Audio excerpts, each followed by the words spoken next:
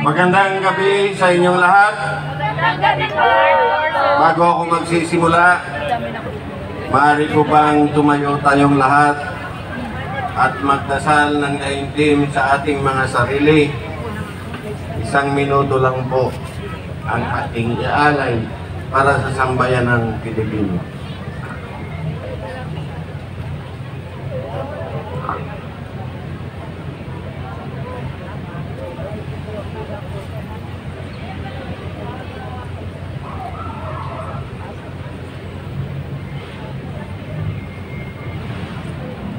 Maraming salamat po sa inyo at pakipalihog lang manglingkod ang tanan.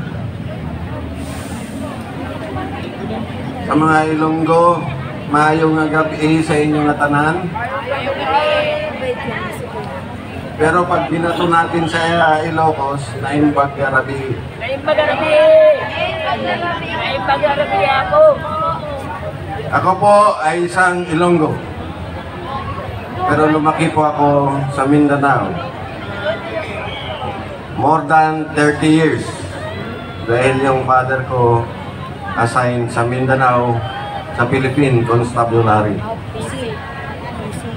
Ako po ay nandito dahil nagugulat ako sa ginagawa ng ating PNP sa Region 11. Ang Region 11 ang pinakamamahal kong lugar sa Mindanao. Bakit? 10 taon po ako na-assign doon simula ng Second Lieutenant. 1981 hanggang 1991. Sinabi ko na po ito nung una akong magsalita dito. Pero para sa kalaman ng ngayon lang ako nakikita dito. Maraming salamat at dumalo kayo sa pagtitipon na ito. Ito ay pagsasalita ng ating kalayaan. Katulong natin ang sambayanang Pilipino sa buong mundo. Nagugulat lang ako sa ginagawa ng PNP Region 11. Maraming salamat sa Dahil nung nasa Davao ako, 4 na regional commander ang katulong namin sa pagpatahimik ng Region 11 para maniwala ang mga taga-Region 11 na PNP. Kasama ko si General Bakay noong 1981. Pinalitan ni General Olano. yes, Pagkatapos si General De Guzman. At ang pang-4 ay si General Tangatwe. Hindi ko makakalimutan ang instruction sa amin. Ako ay nasa Philippine Army. Assign ako sa RUC 11. Ang tinatawag natin ngayon na Eastern Mindanao Command. Si General Echeverria ang commander ng RUC 11. Ito ay para malaman ng mga tao sa Davao na hindi namin kayo pinapabayaan nung magulo pa ang Mindanao noong early 80s. Alam ng mga taga-Davao kung ano ang nangyayari doon sa lungsod nila. Pasensya na kayo kung minsan hindi ako makapag-anon ng Tagalog. Kasi purong Ilonggo po ako. Ngayon, nagulat na naman ako. Dahil ang ginawa ng PNP Region 11 ay wala sa sinatawag namin sa Army na rules of engagement. Dahil noong kami pa ay nasa Region 11, ang palaging reminder ng mga commanders ng Region 11 PNP ay mag-operate tayo na sinusunod ang batas at walang human rights violation. Yun ang totoo na ginawa ng 4 na commander ng PNP sa Region 11. Kung meron man engkwentro sa gitna ng Davao na nalaman naman ito ng mga tao doon, ito ay ginagawa ng PNP Region 11 para tumahimik ang Davao. Peaceful. Ang role naman namin sa RUC 11 ay inaasan kami ng aming commander to cooperate with the PNP in Region 11 para pare-pareho ang aming panuntunan sa paggawa ng mga operation. Ngayon, bakit nangyayari ang ganitong mga pangyayari sa buong Davao City? Isa lang naman ang kalaban nila, unarmed pa. Samantalang kami, nung panahon namin, ang NPA ay umabot sa 150,000. No, 150 lang. Hindi 150,000 ang story. Nabibigla lang ako. 150 ang NPA sa Davao noon. Davao City yun. 4 ang kampo ng NPA sa Davao City. Wala pang army unit sa Davao. Kaya kawawa ang PNP. Alam nyo ba kung ilan ang napatay na PNP nung nandun kami? Sa 3 buwan.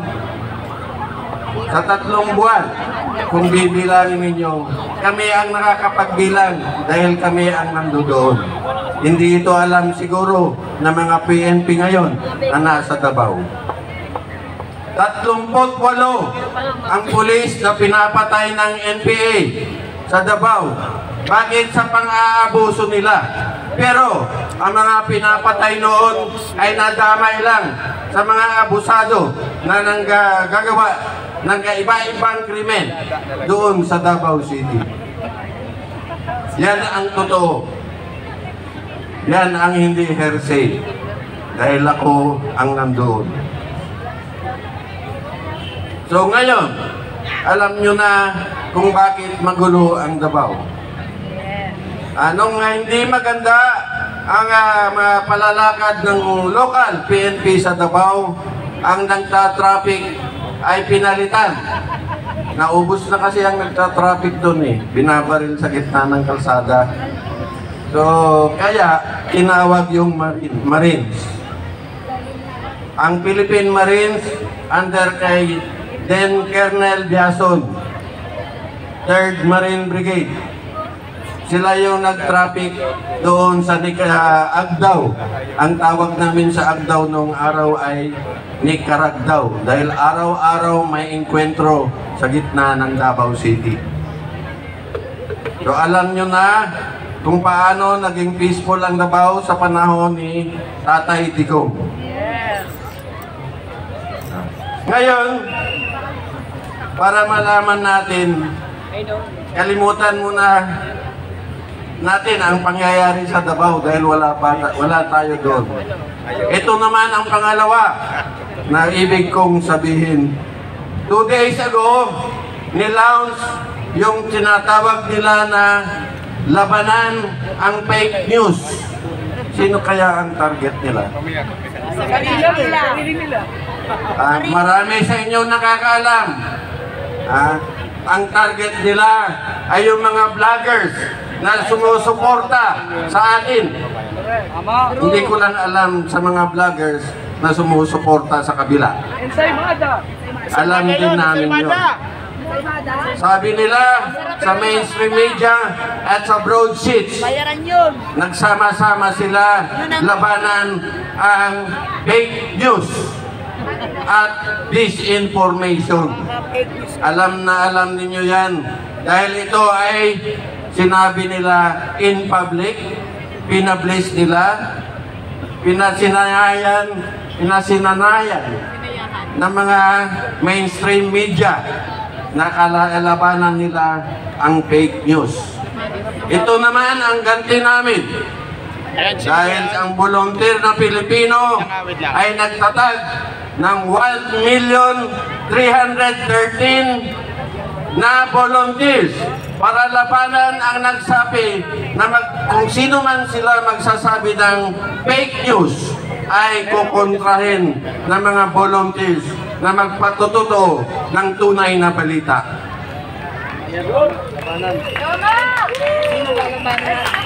Bakit alam ko? Meron pang volunteers na nagsabi sa akin sa buong Pilipinas, 275 na dating mga intelligence operatives. Ibig sabihin mga batikan sa information collection sa buong Pilipinas ay magsama-sama para patunayan kung anong nangyayari sa bansa natin. So alam nyo na kung bakit pinagdasal ko kayo ng 1 minute. Dahil malapit na tayong magsaya. Hindi nyo na kami mabobola. Ngayon, ipaalam ko na sa inyo dahil matagal na akong nagtatago. Kaya lang hindi na siguro masikmura ng aking kaisipan at ng aking puso ang ginagawa sa ating bayan. Dahil ito rin siguro ang bunga ng pinanggalingan ko na isang membro ng Kabataang Makabayan, KM, 1972. Ay, isang taon ako na. Para doon sa mga makakaliwa, alalahanin ninyo si Elmar Monteviergen. Kilala ninyo yun. Siya ang aming leader noon. So ngayon, nagsundalo lang ako dahil ang sinabi ng tatay ko, if you want change in this government, you have to join the forces that can make the change within the government. So ngayon, kung marami man ang mag-question sa akin, sasabihin ko sa inyo, bago ako nag-retire ng 2011, ay brigade commander ako ng 51st Engineer Brigade dyan sa Libis, Quezon City. Kami yung gumawa ng maraming rescue operation nung Typhoon Ondoy. Nung September, umaha sa Riverside. Ang tubig umabot lampas baywang. Walang makakapasok na tropa. Walang makakapasok na MMDA.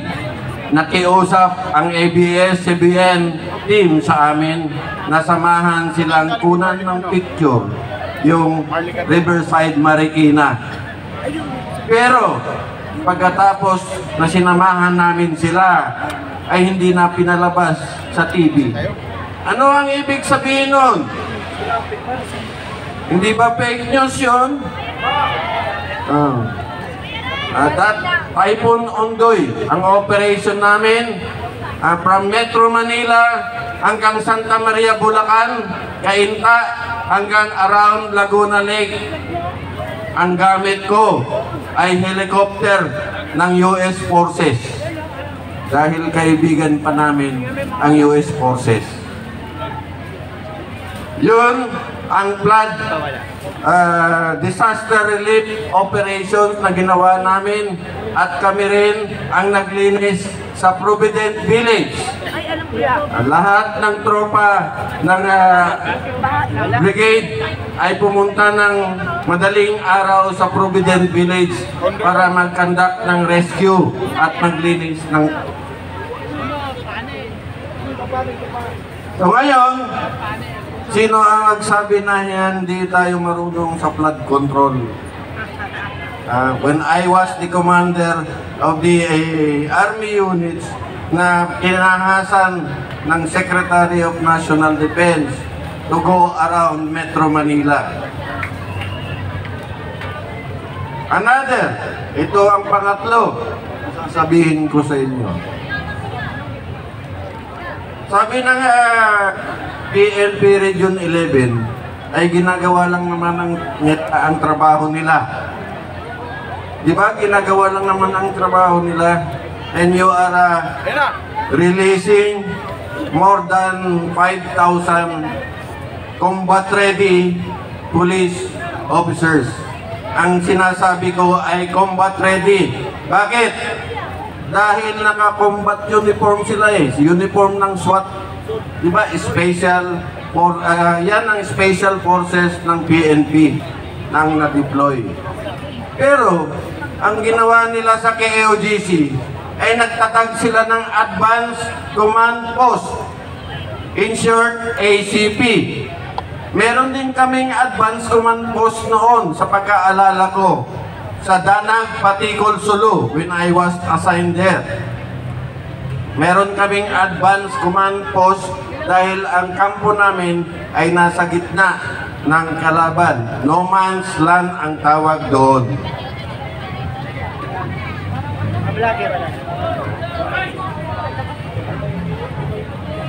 Susunod, bigyan kita ng jacket. Bakit natatawa? Yun lang po ang gusto kong ipaalam sa inyo Nawala din jacket. na sana ay maliwanagan na yung mga Pilipino na nakikisama sa atin na labanan ang katotohanan ay sana makipagtulungan tayo sa ating grupo na tinatawag natin ang Maiso. Ngayon, so siguro naman ay dito na muna akong marami pa sana, pero dahil malapit na yung sinasabi nilang peligrong oras ng pag-uwi. So, maraming salamat po at sana ay maliwanagan kayo sa aking sinasabi. Maraming salamat po.